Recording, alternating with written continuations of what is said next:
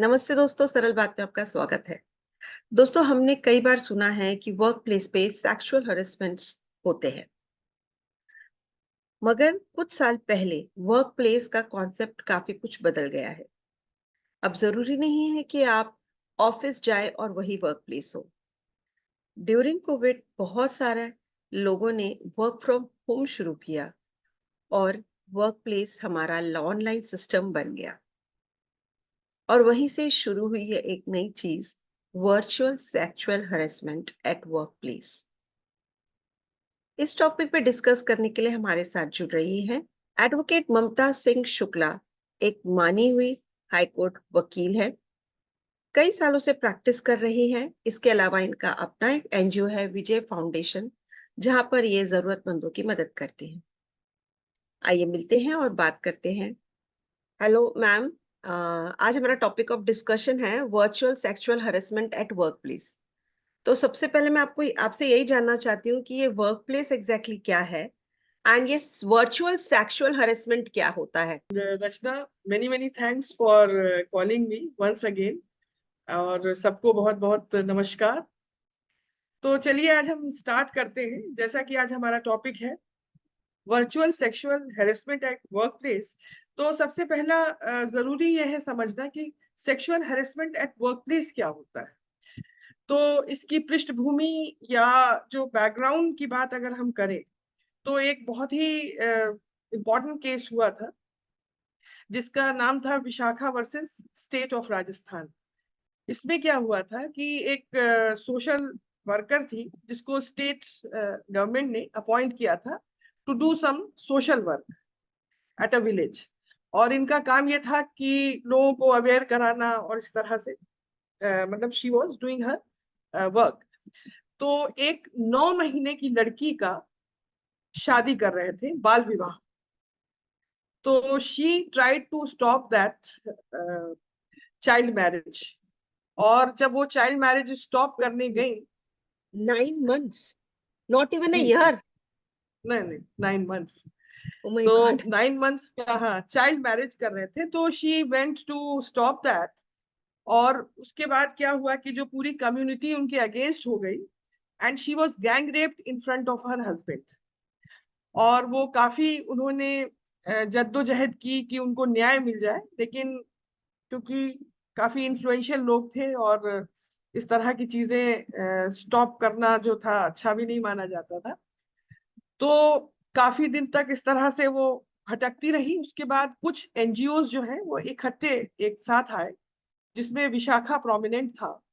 और इन्होंने supreme court में एक पीआईएल फाइल की, पब्लिक इंटरेस्ट लिटिगेशन, जिसमें इन्होंने ये याचना दी कि वो लेडी जो थी वो अपना वर्क प्लेस पे अपना वर्क कर रही थी।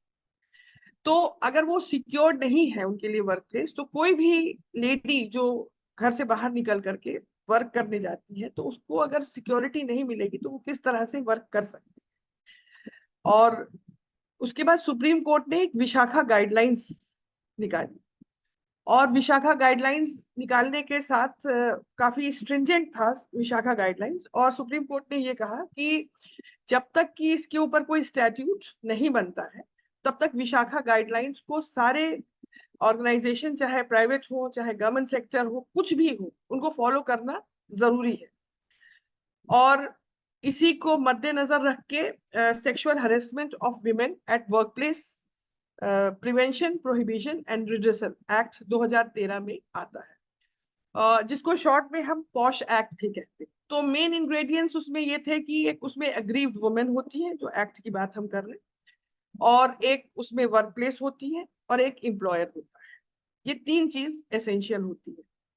तो अग्रीव्ड वुमेन जो होगी वो कोई जरूरी नहीं है कि गवर्नमेंट सेक्टर से हो या प्राइवेट सेक्टर से हो, मतलब वो किसी भी एनजीओ को बिलोंग कर सकती है, किसी भी स्पोर्ट्स अथॉरिटी को बिलोंग कर सकती है, कहीं पर भी मतलब उसका बहुत वास्ट इन कैंपस है। और वो कॉन्ट्रैक्चुअल एम्प्लॉय हो सकती है, वो इंटर्न हो सकती है, वो विजिटर हो सकती है, डेली वेजर हो सकती है। तो वो उसको बहुत विस्तृत रूप से उन्होंने इंक्लूड किया जो पीड़िता है, जो अग्रीव्ड वुमेन है उसके। उसके बाद उन्होंने वर्क प्लेस का भी डेफिनेशन दिया कि ये वर्क प्लेस होगी, तो ये जितनी भी हमने चीजें बोली वो सब वर्क प्लेस में आ जाती है।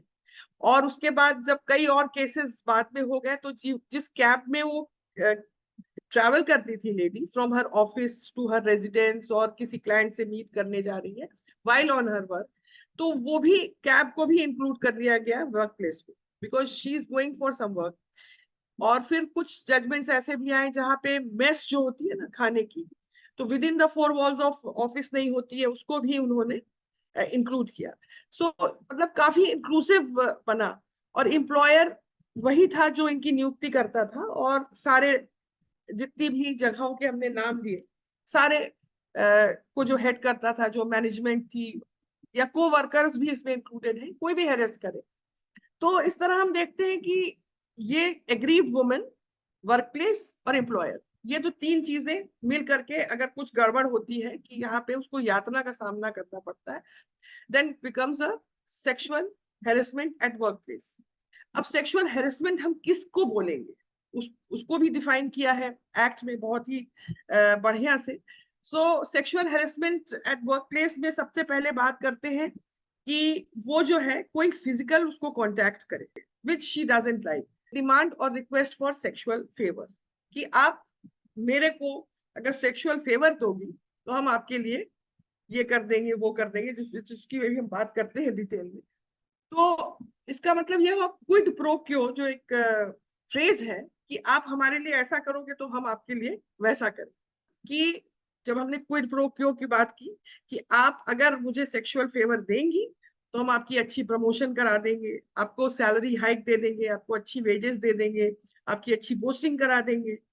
और इसी के विपरीत कहा इम्प्लॉयड और explicit promise of detrimental treatment, कि अगर आप नहीं मानेंगी मेरी बातें तो हम आपका उल्टा कर देंगे, हम आपकी प्रमोशन रुकवा देंगे, आपको टिम्बकटू भेज देंगे, आपकी सैलरी जो है कम कर देंगे। इस तरह से उसको धमकाना, उसको थ्रेट करना, ताकि वो दबाव में आके, दबिश में आकर के वो सेक्सुअल फेवर उसको दे। तो ये क्विड प्रो क्यो रिलेशनशिप हो गई। और ये सारा चीज होता था मैट्रिक्स ऑफ पावर में, कि एक पर्सन अथॉरिटी में बैठा है और दूसरी उसकी सबऑर्डिनेट है या कुछ है जो वहां पे इन्फ्लुएंस कर सकता था उसको उसके। फिर होती है बात हुई कि मेकिंग सेक्सुअली कलर्ड रिमार्क्स, कि किसी को बोला कि तुम बहुत हॉट लग रही हो, इस तरह से, मतलब she might not like it. उसके लिए होस्टाइल वर्क एनवायरनमेंट क्रिएट करना, कि उसको किस तरह से पूरी एनवायरनमेंट को इतना खराब कर दे कि उस लेडी का काम करना बहुत मुश्किल हो जाए, ताकि वो उसकी बात फिर मान जाए। समझ रहे हैं आप? उसके बाद फिर साथ बहुत अपमानजनक व्यवहार करना। इवन रूमर्स भी लोग फैला देते हैं कि she had approached me, like अगर वो नहीं मानती है तो उल्टा उसके खिलाफ इस तरह की चीजें फैलाते हैं। तो ये तो बात हो गई। तो अब हमारे एक्ट में, जो पॉश एक्ट की बात हम कर रहे हैं, उसमें मैंडेटरी कर दिया कि इंटरनल कंप्लेंट कमिटी की गठन करना आवश्यक है, मैंडेटरी है। और 10 से ज्यादा किसी भी ऑफिस में एम्प्लॉय हो तो आईसीसी का गठन करना आवश्यक है। वर्चुअल सेक्सुअल हेरेसमेंट क्या होता है? यहाँ पे तो कोई फिजिकली प्रेजेंट नहीं है, जैसे हम और आप जो है वर्चुअली बात कर रहे हैं, हम फिजिकली तो प्रेजेंट नहीं है। और ना जिस तरह की हमने अभी बात की है कि जिस तरह की एनकाउंटर्स होती वो है नहीं। अब तो डिजिटल स्पेस है जिसमें हम बातें कर रहे हैं। अब इस बातचीत के दौरान क्या होता है कि हम उन, जो अभी हमने कहा सेक्सुअली करंट रिमार्क्स देते, उनको कोई हम पोर्नोग्राफी दिखा दें, उनको इस तरह के अभद्र वीडियो या कोई इमेजेस, या उन पे पर्सनल कमेंट्स, जो अभी हमने बात की, इसलिए हमने पृष्ठभूमि थोड़ी सी करी ताकि हम इसको बेहतर तरीके से समझ सके। तो इस तरह से वो क्या हो गई, यहाँ पे अग्रीव्ड वुमेन हो गई, जिसके साथ इस तरह का व्यवहार किया जा रहा है वो अग्रीव्ड वुमेन हो गई, क्योंकि जो हम जिस पैरामीटर्स की बात कर रहे हैं वो सारा इसमें फिट हो रहा है, उसके साथ सम्मानजनक व्यवहार नहीं हो रहा है। दूसरा, वर्क प्लेस की बात हमने। अब वर्क प्लेस पहले क्या था, ऑफिस हुआ करता था। अब वर्क प्लेस क्या हो गया, स्मार्टफोन, हमारा लैपटॉप, आईपैड, हमारा जो डेस्कटॉप, तो ये सारी जो चीजें हो गई हमारी वर्क प्लेस हो गई। और उसके बाद जब फर्दर हम देखते हैं कि वर्क फ्रॉम होम हो गया, तो वो घर भी अब वर्क प्लेस हो गया जहां से आप काम कर रहे हैं। तो उसकी डेफिनेशन हम देख रहे हैं कि और वाइड हो गई कि वर्चुअली आप जो कर रहे हैं, क्योंकि उसका स्पेस बहुत बड़ा होता है।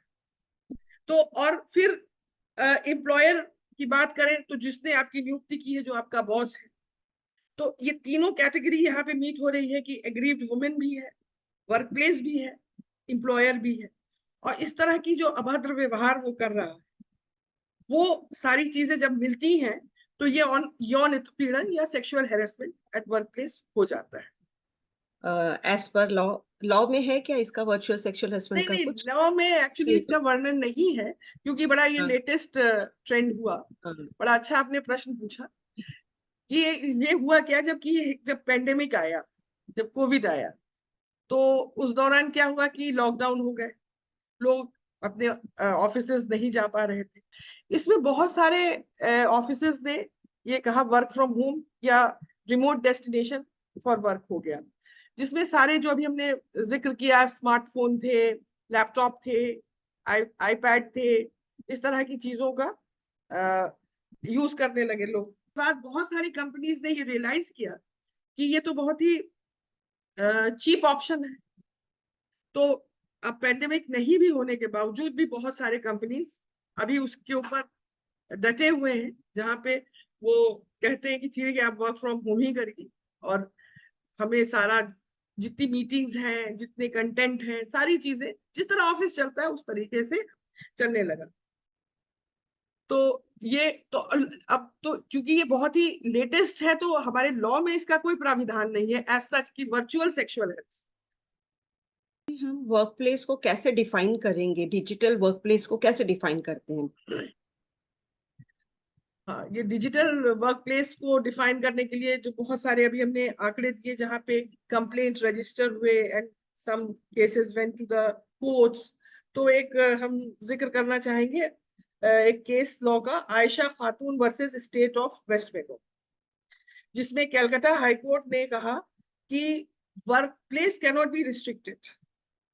जो अभी हमने पहले भी बात की, जब हमने कहा कि कैब भी वर्क प्लेस में आ गया, मेस भी आ गया, और उसका बहुत विस्तृत डेफिनेशन हो गया कि जो इंटेंट होता है। देखिए, कोई भी लेजिस्लेशन बनती है पार्लियामेंट में, तो जो पहला पेज होता है उस पर लिखा जाता है कि इंटेंट क्या है लेजिस्लेशन की, क्यों बना है। तो इंटेंट लेजिस्लेशन की ये है कि वो जो विमेन है वर्किंग, उसको आप सेफ एनवायरनमेंट दीजिए ताकि वो वर्क कर पाए। तो जो ये बात कह रहे हैं, तो इस डिसीजन में ये कहा गया, ऑर्डर में ये कहा गया कि आप सेफ वर्किंग एनवायरनमेंट क्रिएट करना जरूरी है। इसके लिए जो भी चीजें जरूरी है वो आप वैसी अपनी नीतियां बनाइए, जो रूल्स हैं, जो इंटरनल रूल्स होते हैं। देखिए, एक तो एक्ट हो गया मेन, एक्ट बनने के बाद हर कंपनी अपनी इंटरनल रूल्स बनाती है, उसको मद्देनजर रखते हैं, क्योंकि जो जो मेन एजेंडा है उसको फुलफिलमेंट होनी चाहिए। तो ये इंपॉर्टेंट इस लिहाज से हो जाता है कि जो एप्लीकेबिलिटी वाला एस्पेक्ट है कि किस तरह से एक्ट को एप्लीकेबल किया जाए, उस तरह के हमको रूल्स बनाने चाहिए। तो इसीलिए रिस्ट्रिक्ट नहीं करना है। और इसको हमको डिजिटल स्पेस में जितनी बातें हमने कही कि स्मार्टफोन हो गए और जितनी भी डिजिटल प्लेटफॉर्म्स हो गए, एवरीथिंग इज इंक्लूडेड। और इसमें एक और चीज मैं बताऊं कि कई बार क्या होता है कि स्टॉकिंग भी करने लगते हैं, तो ये डिजिटल स्टॉकिंग हो गई। Stalking itself is a offence under criminal law. You have any data? Yes, हमारे पास डेटा है। इसको सब्सटैंशिएट करने के लिए नेशनल कमीशन ऑफ विमेन ये डेटा रही, जो 2 साल जो पेंडेमिक रहा उनकी डेटा है, जिसमें 2020 से 21 के फाइनेंशियल ईयर में उन्होंने कहा कि तकरीबन 20,309 cases register complaint. And next financial year की बात अगर हम करें 2021-22 की, तो उसमें करीब 26,513 केस रिपोर्ट, यानी 27% का इजाफा हो गया with in that short span of 1 year. 27% सोचिए कि एक साल के अंदर इंक्रीज। एक और आंकड़ा आपको दे सकते हैं इंटरनेशनल लेबर ऑर्गेनाइजेशन ILO का, जिसमें उन्होंने कहा, ये आंकड़े हैं 2022 के, जब इन्होंने कहा कि 5 में से 1 महिला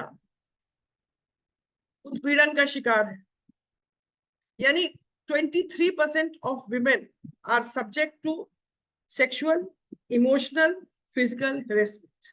ये तो रिपोर्टेड केस की बात होकर, there may be many unreported cases also. ऐसी टेक्नोलॉजी हो सकती है जिससे कि हम वुमेन्स को सेफ फील करा सके एट वर्क प्लेस? मार्केट में बहुत सारे सॉफ्टवेयर ऐसे आ गए जिनको जो मेन ऑफिस है उसको इंस्टॉल कर सकते हैं, और जितनी भी मीटिंग्स हो रही हैं तो मीटिंग्स को पूरी रिकॉर्ड हो जाएंगी उनकी, उनके जितने कमेंट्स हैं, उनके जितने टेक्स्ट हैं, वो सारी चीजें उस पर रिकॉर्ड हो जाती हैं। तो जैसे ही आप उस पे डिजिटल प्लेटफॉर्म्स पे जाते हैं तो डिजिटल फुटप्रिंट्स आ जाते हैं which you can track easily. और अगर मान लीजिए ये टेक्नोलॉजी का इस्तेमाल करके सारी प्रोसीडिंग्स रिकॉर्ड हो रही है, तो आपके पास सब्सटैंशियल एविडेंस होगा कि यहाँ पे गड़बड़ हुई है। और अगर मान लीजिए मीटिंग में 10 लोग बैठे भी हैं, नहीं भी रिकॉर्ड हो रहा है, तो they can take screenshots. Screenshots भी जो है आपका डिजिटल एविडेंस के तौर पे आ जाएगा। तो एविडेंस एक्ट जो हमारी है उसमें इसको काफी मान्यता अब मिल गई है, क्योंकि अब तो डिजिटली सारी चीजें होती। तो यहाँ पे हमारा साइबर लॉ भी इस्तेमाल होगा। साइबर लॉ में जो हेरेसमेंट है उसका भी प्रावधान किया हुआ है। तो हमारे पास सफिशिएंट प्रोविजंस हैं जहां पे हम इनको नेल कर सकते हैं। रचना जी, मैं आपको ये भी बताना चाहूंगी कि कोविड के ही दौरान मैं इंटरनल कंप्लेंट कमेटी की मेंबर भी थी। तो एक हम लोगों ने केस किया था जो पंजाब का केस था। तो हम लोगों ने सारा सब कुछ डिजिटली किया था। हमने कंप्लेनेंट को ही बुलाया, उसके सारे स्टेटमेंट रिकॉर्ड किए, फिर आई विटनेसेस को वहीं पे रिकॉर्ड किया, फिर हमने रिस्पोंडेंट को बुलाया, और सारा चीज हम लोगों ने डिजिटली ही साइन वाइन करके, मतलब everything was on digitally we were able to do so. तो ये पॉसिबल है, क्योंकि जब टेक्नोलॉजी का इस्तेमाल हो रहा है तो उसको हम किस तरह से कर्व करेंगे, टेक्नोलॉजी के ही थ्रू कर्व कर पाएंगे। कि कहाँ कंप्लेन करें जहां पर भी आपको ऐसा लग रहा है कि आपके साथ सेक्सुअल हरेसमेंट हो रहा है, स्पेशली वर्चुअल वे से? एक मैंडेटरी है हर ऑर्गेनाइजेशन में जिसके पास 10 से अधिक एम्प्लॉयज हैं, उनको एक IC का गठन कर, इंटरनल कंप्लेंट कमिटी का गठन करना आवश्यक है, जिसकी जो प्रिजाइडिंग ऑफिसर होती हैं वो महिला होती हैं, और उसके 2 मेंबर्स और होते हैं उसी ऑर्गेनाइजेशन से, और एक एक्सटर्नल मेंबर। तो एक्सटर्नल मेंबर इसलिए रखते हैं ताकि वो न्यूट्रलिटी मेंटेन हो, क्योंकि बाकी लोग तो ऑफिस के ही। तो IC में ही कंप्लेंट दर्ज होती है, और वहां पे जा सकते हैं, या ministry of women and child development ने एक शी बॉक्स करके उनके पास कंप्लेंट करने की व्यवस्था है। तो आप उस साइट पे जाइए, और वहां शी बॉक्स में अपना सारा डिटेल लिख करके भी मिनिस्ट्री के थ्रू भी वो आपके ऑर्गेनाइजेशन को वो आपकी शिकायत पहुंचाते हैं। और कई बार एनोनिमस कंप्लेंट्स होती है, बट इसमें क्या है कि written complaint must, it has to be a written complaint. तो मतलब कि जो भी विक्टिम है उसका नाम पता पता होना चाहिए। सो वो IC ही ऐसा माध्यम है। और उसके अलावा जो है पहले ऑफिसेज में ग्रीवांस सेल्स होते ही थे, और उसके अलावा अभी भी हर हर जो ऑर्गेनाइजेशन है उनके पास डिसिप्लिनरी कमिटीज भी होती है। तो डिपेंड करता है कि किस तरह का नेचर है उनका जो एक्ट है। अगर तो बहुत माइनर सा है, बट वो देखिए सेक्सुअल होना जरूरी है जो उस parameter. If it is not sexual it will go to the disciplinary committee. If it is sexual in nature then it will go to the IC। That is the difference, and they can also complain in she box. Thank you so much ma'am, आपने इतने अच्छे से इतना important topic समझाया। Friends, हम इसी तरीके से आपके साथ जुड़ते रहेंगे, कोई नई टॉपिक आपके साथ डिस्कस करेंगे। इसके लिए आप हमारे साथ जुड़े रहिएगा। हम फिर मिलते हैं। Thank you.